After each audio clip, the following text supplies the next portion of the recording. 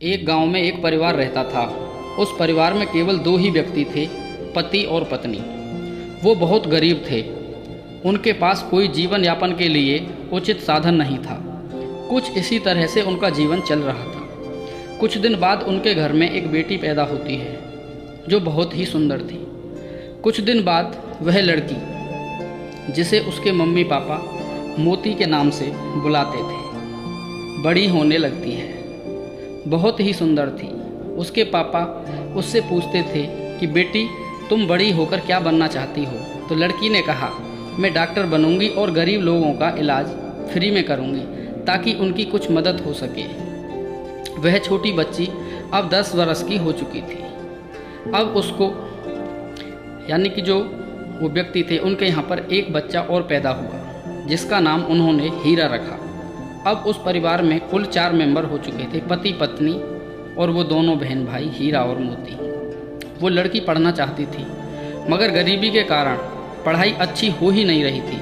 कुछ दिन बाद उस लड़के के पिता काफ़ी बीमार रहने लगे। पैसे न होने के कारण इलाज भी अच्छे से नहीं हो पा रहा था। बीमारी काफ़ी बढ़ गई और उनकी मृत्यु हो जाती है। अब तो परिवार में और भी ज़्यादा दिक्कत बढ़ गई।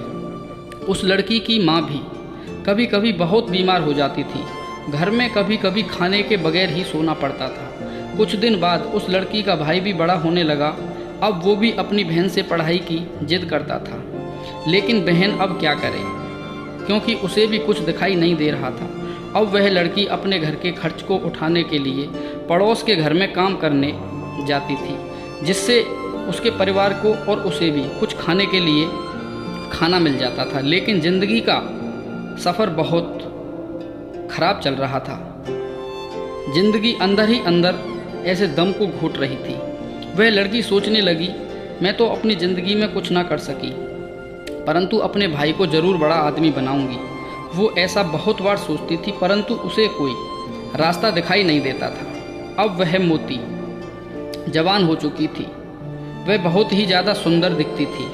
उसी गांव के कुछ व्यक्तियों की उस पर बहुत गंदी नज़र थी। कई बार मौका देखकर गांव के कुछ लड़कों ने उसके साथ छेड़खानी भी की, परंतु वह मोती बदनामी की वजह से किसी को कुछ ना कह सकी। इसी तरह से जीवन चलता रहा। कुछ दिनों बाद मोती का एक दूर का रिश्तेदार उनके घर आया और उनसे शहर में मोती को नौकरी दिलाने की बात कही। लेकिन मोती की माँ उसे अकेले शहर भेजने से डरती थी। लेकिन उनके रिश्तेदार के समझाने पर मोती की माँ मान जाती है और मोती को भी अपने भाई को अच्छा पढ़ाना था और घर के खर्चे को भी चलाना था, क्योंकि परिवार की जिम्मेदारी अब मोती के कंधों पर ही थी। मोती उस रिश्तेदार के साथ शहर चली जाती है। वह रिश्तेदार उसे एक सेठ के यहाँ पर नौकरी पर रखवा देता है। जिस सेठ के यहाँ मोती काम करती थी, उस सेठ की मोती पर अच्छी नज़र नहीं थी। वह उसके साथ उल्टी सीधी हरकत करता रहता था, परंतु मोती नौकरी छूट जाने के डर से तथा परिवार के खर्चे के डर से अपनी उस बदनामी को चुपचाप सहन करती रहती थी, क्योंकि वो चाहती थी कि अगर इस तरीके की कंडीशन मैं सबको बताऊंगी तो मेरी नौकरी चली जाएगी और मेरे भाई की पढ़ाई भी छूट जाएगी। कुछ दिन बाद उस सेठ ने बोला कि यदि तुम ज़्यादा पैसा कमाना चाहती हो तो मैं तुमको एक और अच्छी जगह काम दिला सकता हूँ। ज़्यादा पैसा कमाने की बात सुनकर मोती ने हाँ कर दी और वो सेठ उसे ले जाकर एक डांस बार में बेच देता है, जिसके कारण उस सेठ को भी अच्छा पैसा मिल जाता है। मोती वहाँ का माहौल देखकर सब समझ गई कि मैं अब यहाँ पर फंस चुकी हूँ, अब यहाँ से निकलना मुश्किल है। परंतु बार में डांस करने का मोती ने विरोध किया तो वहाँ के लोगों ने उसे बहुत डराया और उसकी पिटाई की। मोती अपने परिवार और भाई को अच्छा पढ़ाने के लिए इस दलदल में धंसती चली गई, क्योंकि मोती चाहती थी कि उसका भाई पढ़ लिख जाएगा और एक दिन वो बड़ा आदमी बनेगा तो इस तरह के काम से उसे मुक्ति मिल जाएगी। उसे विश्वास था कि उसका भाई एक दिन उसे इस तरह के काम से और दलदल से बचा लेगा। अब मोती हालातों से समझौता करके बार में नाचने लगी। कुछ दिनों तक ऐसा चलता रहा। एक बार मोती अपनी माँ और भाई से मिलने घर आती है।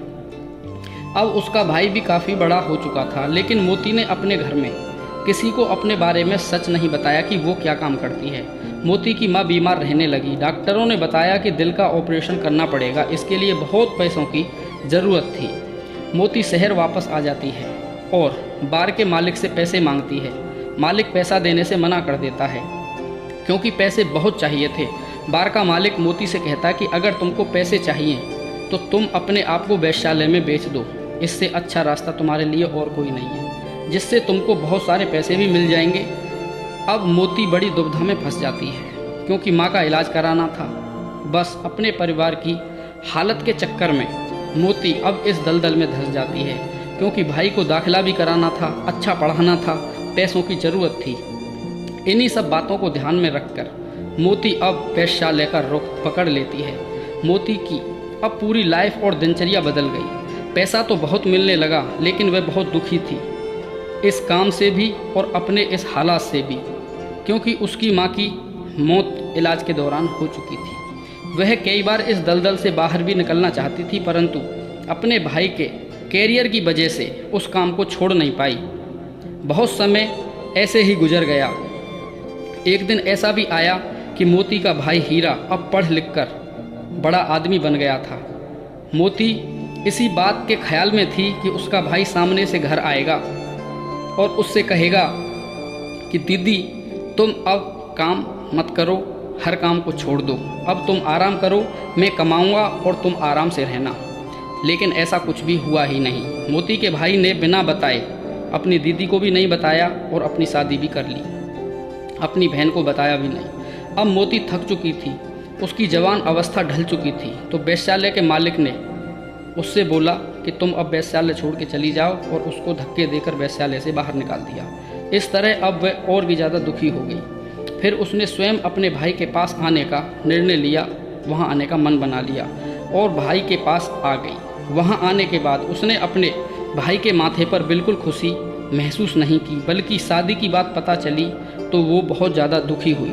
उसने अपने भाई से पूछा, तुमने मुझे अपने पास क्यों नहीं बुलाया और शादी बिना बताए क्यों कर ली?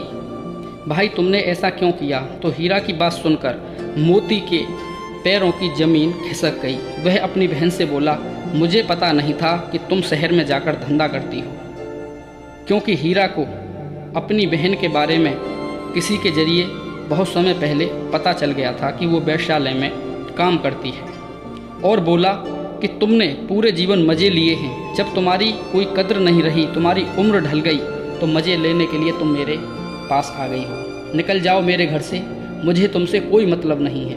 ऐसी दुत्कार और बेइज्जती सुनकर मोती अपने भाई के घर से बाहर चली आती है और अब उसके पास आंसुओं के अलावा कुछ भी नहीं था। अब वह यही सोच रही थी कि ऐसी परिस्थिति में अब मैं क्या करूं? मैंने अपने जिस भाई के लिए अपनी इज्जत को बेच दिया, आज उसी ने अपनी इज्जत बचाने के चक्कर में मेरी इज्जत की कोई कीमत ही नहीं की। मोती अंदर से टूट जाती है, उसे कोई रास्ता दिखाई नहीं पड़ता, चारों तरफ से सारे रास्ते बंद नज़र आते हैं। इस स्थिति में मोती जहर खाकर अपनी जान दे देती है और अपनी जीवन की यात्रा को यहीं पर समाप्त कर देती है। मेरे दोस्त, काश उसके भाई ने सिर्फ एक बार ये जानने की कोशिश